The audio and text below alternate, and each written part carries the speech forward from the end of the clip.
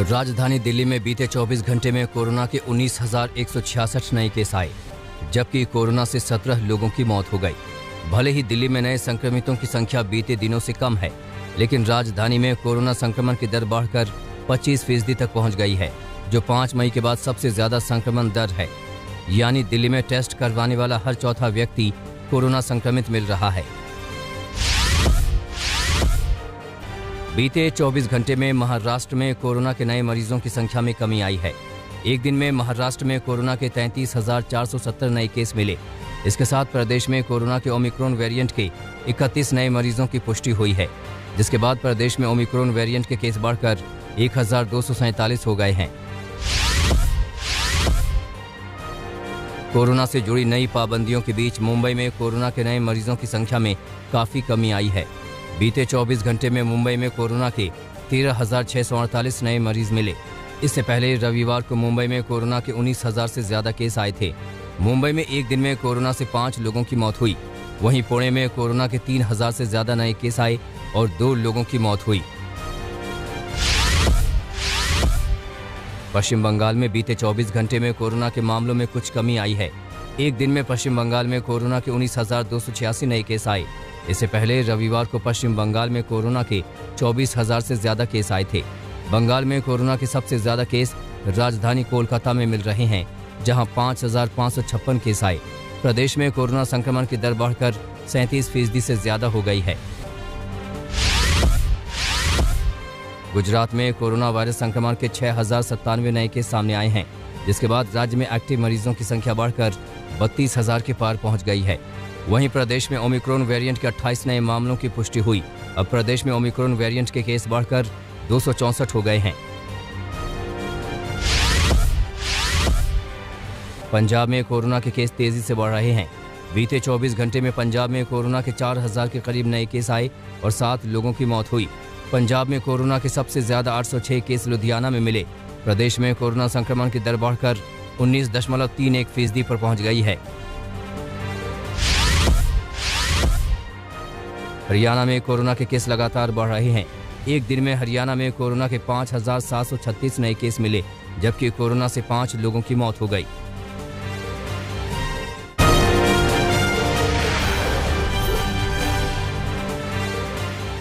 BJP अध्यक्ष JP Nadda corona संक्रमित हो गए हैं। उन्होंने ट्वीट कर इसकी जानकारी दी।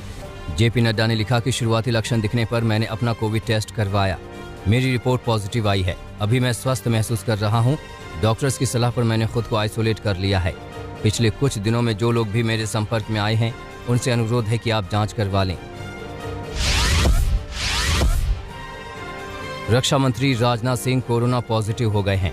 उन्होंने ट्वीट कर इसकी जानकारी दी। उन्होंने लिखा कि हल्के लक्षणों के साथ मैं कोरोना पॉजिटिव पाया गया हूं। फिलहाल होम क्वारंटीन हूं।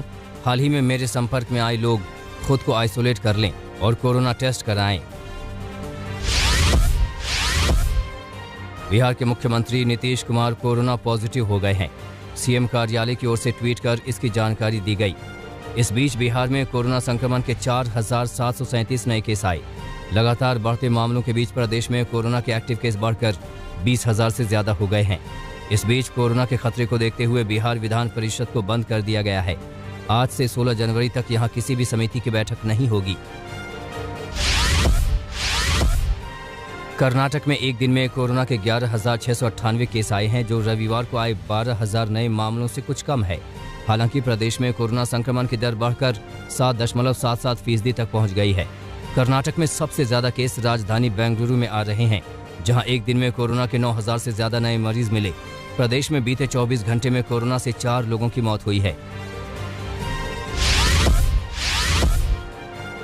तमिलनाडु में कोरोना संक्रमण बेहद तेजी से बढ़ रहा है। बीते 24 घंटे में तमिलनाडु में कोरोना के 13,990 नए मामले सामने आए और 11 लोगों की मौत हुई।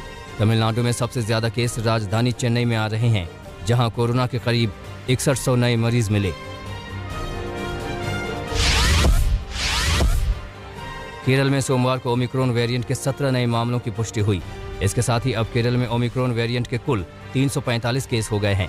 इस बीच केरल में समारोह में भीड़ जुटने पर रोक लगा दी गई है। अब समारोह में सिर्फ 50 लोगों को ही शामिल होने की अनुमति होगी। बढ़ते कोरोना संकट के बीच आंध्र प्रदेश में भी नाइट कर्फ्यू लागू कर दिया गया है।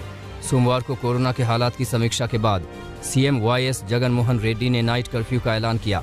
आंध्र प्रदेश में नाइट कर्फ्यू रात 11 बजे से सुबह 5 बजे तक लागू रहेगा। आईएम अहमदाबाद के 60 छात्र छात्राएं कोरोना पॉजिटिव पाए गए हैं। बताया जा रहा है कि आईएम अहमदाबाद में 1 जनवरी से 9 जनवरी के बीच 805 लोगों के कोरोना टेस्ट कराए गए, जिनमें 60 पॉजिटिव आए।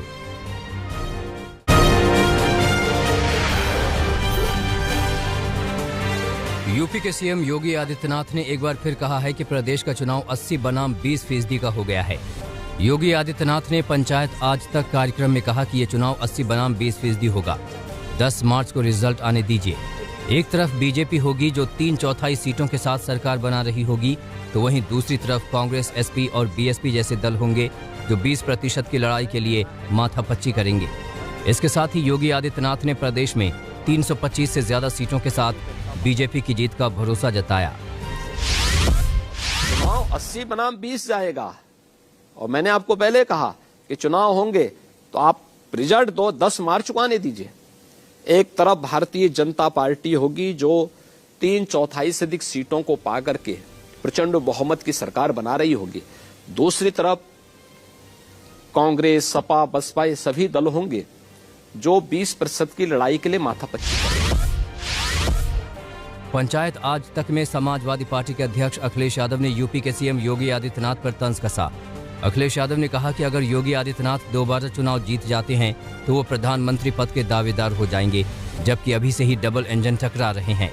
बीजेपी के लोगों को इसके बारे में सोचना चाहिए। अखिलेश यादव ने कहा है कि इस बार यूपी की जनता बीजेपी को राधे राधे कहने वाली है, यानी इनकी विदाई तय है। उत्तर प्रदेश की जनता देख रही है कि भारतीय जनता पार्टी का हर वादा जुमला निकला। भारतीय जनता पार्टी का विकास का विज्ञापन झूठा था। ये झूठ के फूल को इस बार उत्तर प्रदेश की जनता सफाया करेगी। कांग्रेस महासचिव प्रियंका गांधी ने पार्टी के लड़की हूं लड़ सकती हूं अभियान को यूपी की राजनीति में गेम चेंजर बताया है। आज तक से खास बातचीत में प्रियंका गांधी ने कहा कि हम चुनाव के असली मुद्दों के साथ जनता के बीच जा रहे हैं। हम उन्हें बता रहे हैं कि हम इन मुद्दों को लेकर आपके लिए क्या करना चाहते हैं, बेरोजगारी, महिलाओं के लिए क्या करना चाहते हैं। हमें लगता है कि यूपी के चुनाव में पार्टी के इस प्रयास का असर दिखेगा। आज अगर हम लड़की हूँ लड़ सकती हूँ का प्रोग्राम हमने इसकी घोषणा कर ली। ये जो है हमारा कैंपेन है, घर घर तक जा रहा है। कैसे जा रहा है? क्योंकि हमारी ज़मीन पे हमने जो संगठन बनाया वो उसको ले जा रहा है।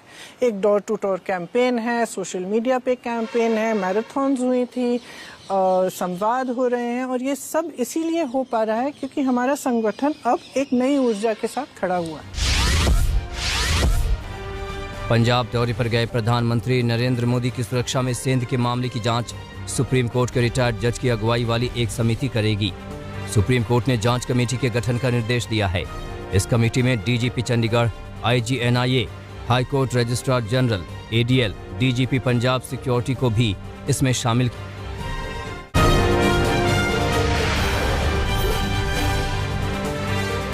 पंजाब के मुख्यमंत्री चरणजीत सिंह चन्नी ने हादसे में शिकार एक बाइक सवार की मदद की। बाइक सवार युवक हादसे के बाद सड़क पर गिरा था। सीएम चन्नी ने काफिला रुकवाया और खुद गाड़ी से उतरकर जख्मी युवक के पास पहुंचे और हालचाल पूछा। सीएम चन्नी ने अपने काफिले की एम्बुलेंस से युवक को अस्पताल भेजा। महाराष्ट्र के अकोला में दर्दनाक हादसे में 4 लोगों की मौत हो गई। तेज रफ्तार कार संतुलन बिगाड़ने के बाद पेड़ से जा टकराई। टक्कर के बाद कार चकनाचूर हो चुकी थी। स्थानीय लोगों की मदद से शवों को बाहर निकाला गया। पश्चिम बंगाल के हुबली में बाइक और ट्रक की टक्कर हो गई। बाइक सवार नियंत्रण खोते हुए ट्रक के पिछले हिस्से में जा धंसे। लोगों की मदद से पुलिस ने दोनों बाइक सवारों को ट्रक के नीचे से निकाला। हादसे में एक बाइक सवार की इलाज के दौरान मौत हो गई। सुल्ली डील मामले में गिरफ्तार आरोप ओंकारेश्वर ठाकुर से दिल्ली पुलिस लगातार पूछताछ कर रही है। पुलिस के मुताबिक मुस्लिम महिलाओं की तस्वीर अपलोड करने के लिए करीब 30 ट्विटर हैंडल का इस्तेमाल किया गया। पुलिस के मुताबिक नीरज बिश्नोई की गिरफ्तारी के बाद ओंकारेश्वर ठाकुर ने अपने लैपटॉप से सारे सबूत मिटा दिए थे। ओंकारेश्वर ठाकुर और नीरज बिश्नोई के लैपटॉप और फोन को जांच के लिए फॉरेंसिक लैब भेजा गया है।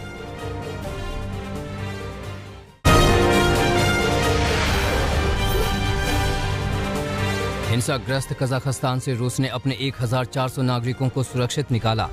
अलमाटी से विमान से रवाना होने का वीडियो भी किया जारी। तेल की कीमतों में बढ़ोतरी के बाद शुरू हुए विरोध प्रदर्शन में हिंसा बढ़ने के बाद रूस ने हालात को काबू करने के लिए भेजी है अपनी सेना। देश में कैबिनेट समेत पीएम सौंप चुके हैं राष्ट्रपति को इस्तीफा। यूक्रेन को युद्ध के लिए धमकाने पर अमेरिका और रूस ने जिनीवा में की बैठक। रूस के विदेश मंत्री से अमेरिका के उप विदेश मंत्री ने की मुलाकात। बाइडेन की यूक्रेन की सुरक्षा को लेकर जताई प्रतिबद्धता को दोहराया।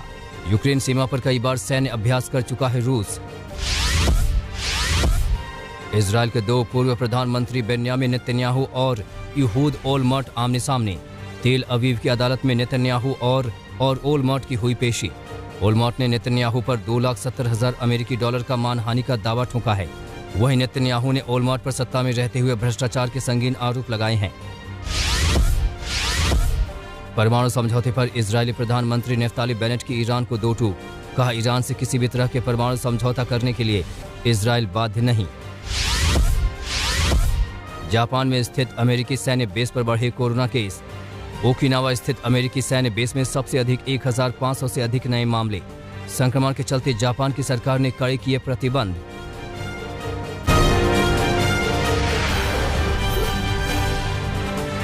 पुर्तगाल, इटली और जर्मनी के बाद स्पेन ने भी लिया स्कूलों में छात्रों की वापसी का फैसला। ओमिक्रॉन के बढ़ते संक्रमण के बीच स्कूलों में छात्रों को बुलाना खतरनाक। मैड्रिड में जांच के बाद दी जा रही छात्रों को स्कूल में एंट्री। स्पेन में कोरोना में मरने वालों की संख्या 90,000 के पार। चीन के तियानजिन में ओमिक्रॉन के सिर्फ 2 मामले पाए जाने पर पूरी आबादी यानी 1,40,00,000 लोगों की होगी कोरोना जांच। तियानजिन से बीजिंग जाने वाली सभी बसों और ट्रेनों को किया गया सस्पेंड। इलाके में आंशिक लॉकडाउन का भी हुआ ऐलान। तियानजिन में बच्चों समेत कुल 20 लोग हुए कोरोना से संक्रमित।